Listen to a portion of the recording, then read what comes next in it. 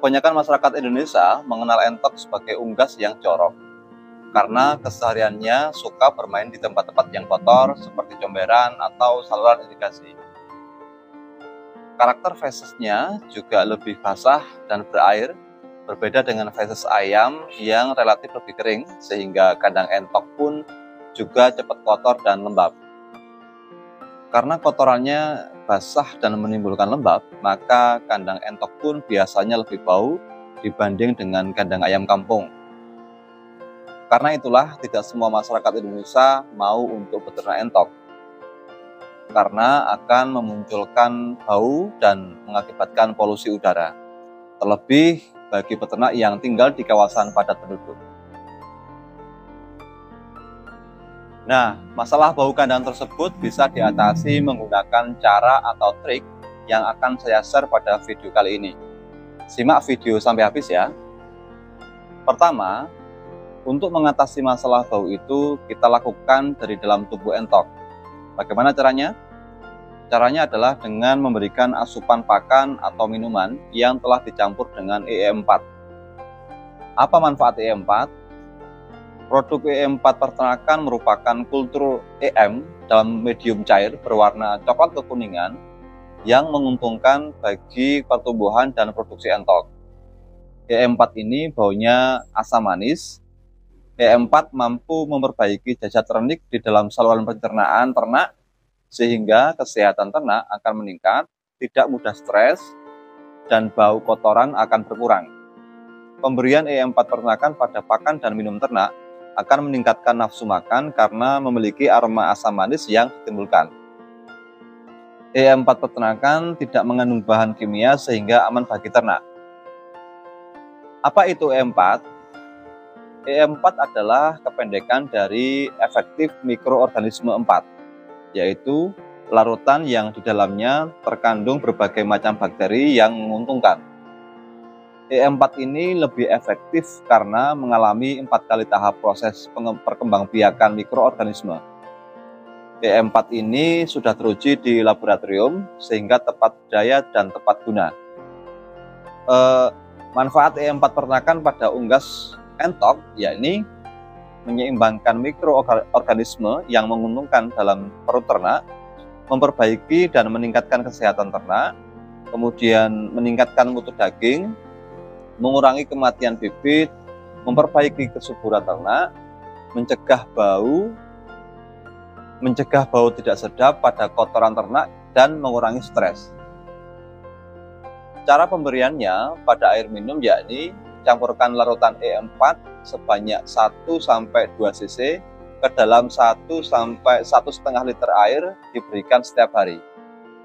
Untuk pemberian EE4 vokasi pada pakan entok dapat dicampurkan dengan dedak dan pakan lainnya.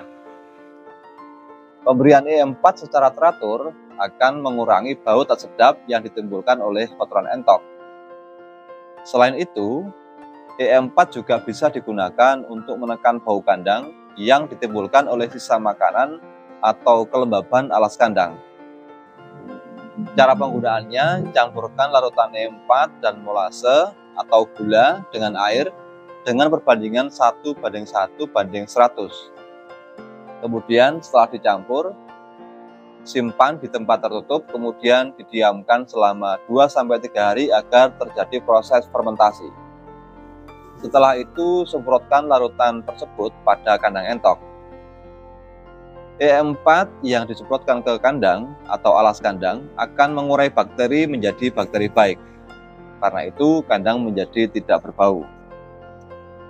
Meski sudah melakukan upaya yang saya jelaskan tadi, bukan berarti kita kemudian mengabaikan kebersihan kandang.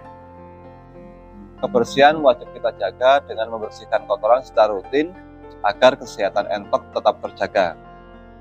Yang kedua adalah desain kandang. Desain ini penting untuk mengatur kehidupan hewan ternak kita di kandang.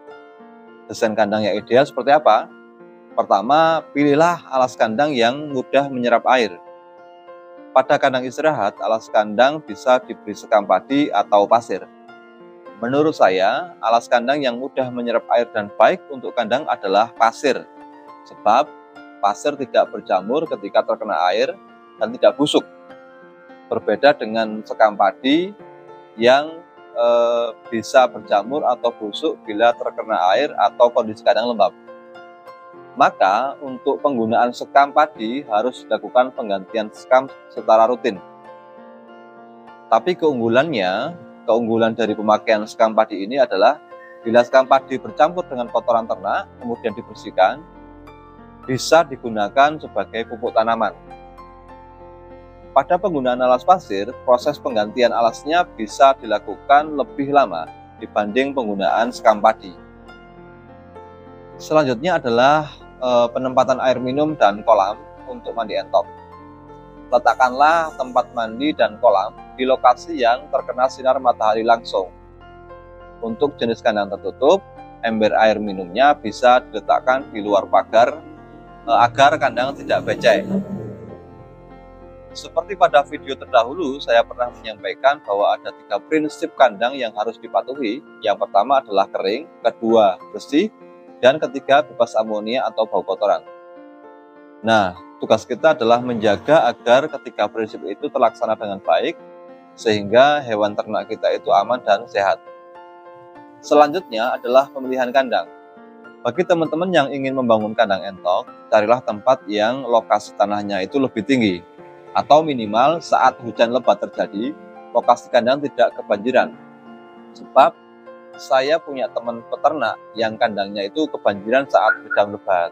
Akibatnya belasan induk yang sedang mengerami telur itu gagal menetas. Kandang juga akan basah dan tidak nyaman untuk entok, atau bahkan bisa mengancam kesehatan entok. Demikian teman-teman sedikit sharing dari saya, semoga bermanfaat. Bagi teman-teman yang memiliki pendapat lain, silahkan tulis di kolom komentar. Sekian, sampai jumpa di video berikutnya.